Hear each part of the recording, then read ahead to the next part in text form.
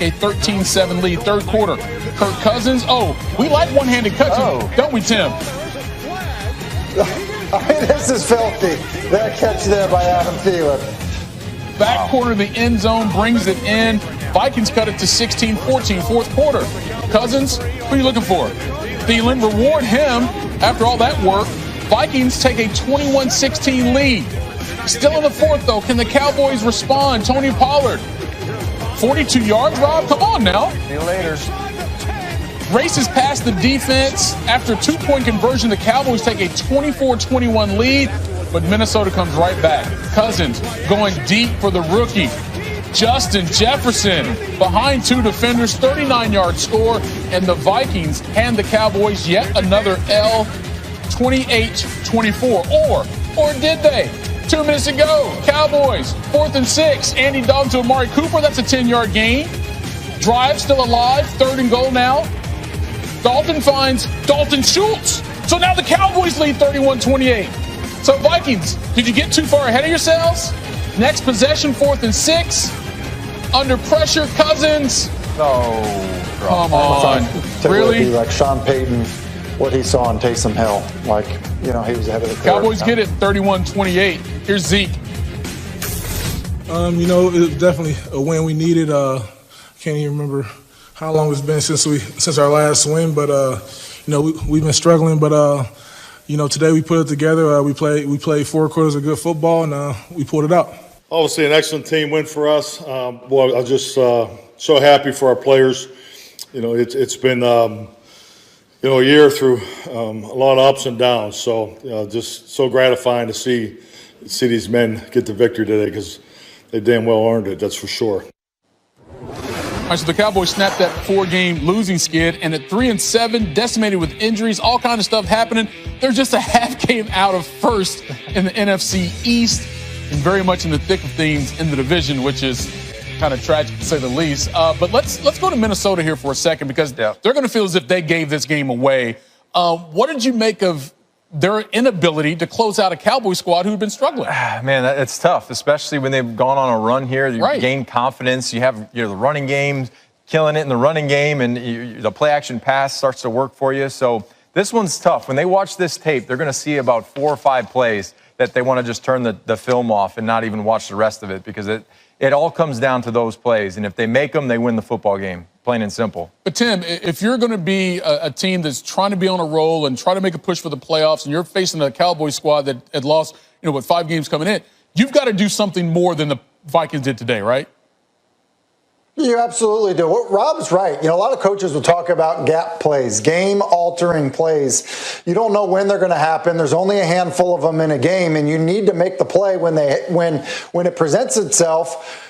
Otherwise, it determines the football game, and when you go back and watch it, you end up being sick. And it's really about consistency. I mean, you see it in the highlights for Minnesota often. I mean, their ability to run the football, making plays at times defensively, big plays in the passing game.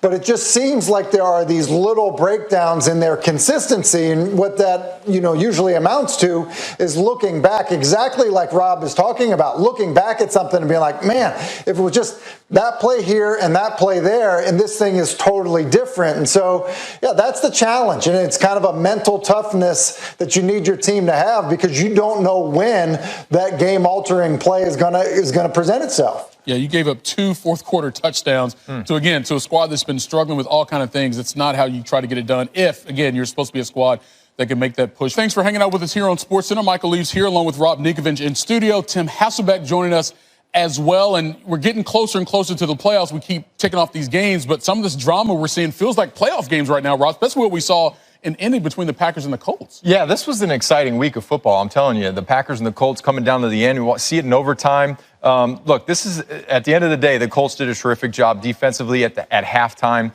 Green Bay basically scored all their 28 points in the first half. Right. Second half, 0, nothing. 3 points before the end of the game. So hats off to the Colts. They did a great job in kind of keeping that offense at bay. We're going to show you that highlight in a moment. Colts winning it in overtime thanks to a field goal. Matter of fact, we have it right now. Let's show you what happened there in Indy. Again, a pretty good quarterback matchup with Aaron Rodgers and Phillip Rivers going at it. A little NFC, AFC matchup here. It's 31-28. Colts with the lead. Minute 15 to go. Aaron Rodgers with a long field in front of him, Tim Hasselbeck. Yeah, listen, that's a crazy throw right there off his back foot. And it's really bad defense there. Tampa 2, and they don't run deep enough down the middle. All right, so now it's 2nd and 10. Rodgers, come on. That throw, Rob, are you serious? Throwing darts, 50 yards downfield. The arm talent is still there. All right, so they kick the field goal. It goes to OT.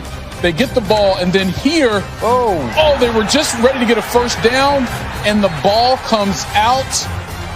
Julian Blackmon forces the fumble. DeForest Buckner comes up with the loose ball. Colts right there in field goal range. And a couple plays later, Rodrigo Blankenship on from 39 yards out. Ball game. Colts come back on the Packers to win it 34-31. Rivers had 3 touchdowns, and he threw a pick. And check out the largest blown leads the Packers have had with Aaron Rodgers as the starting quarterback. This one, wow, this one's going to hurt. This one's going to hurt for a while. Up 14 on the road, but they can't get it done. Tim, bring in this conversation because you're down 21-7. You're the Colts, but you got Phillip Rivers there. You know, he's seen pretty much everything the NFL can throw at him. But to take his team sort of by the collar and force them to go down and tie the game, take the lead, what do you say about his performance? Well, it's impressive, especially when you look at, that's now a 7-win football team. And so, the decision to sign Phillip Rivers is looking pretty good right now. And look, I think when you look at this game, there's a lot to digest from it because there are moments, like you saw in the highlight, where Aaron Rodgers is amazing. But then you have other plays in that game where he fumbles a quarterback exchange, and there's moments in that football game, as Rob was alluding to, in terms of what the second half looked like, a fumble on special teams.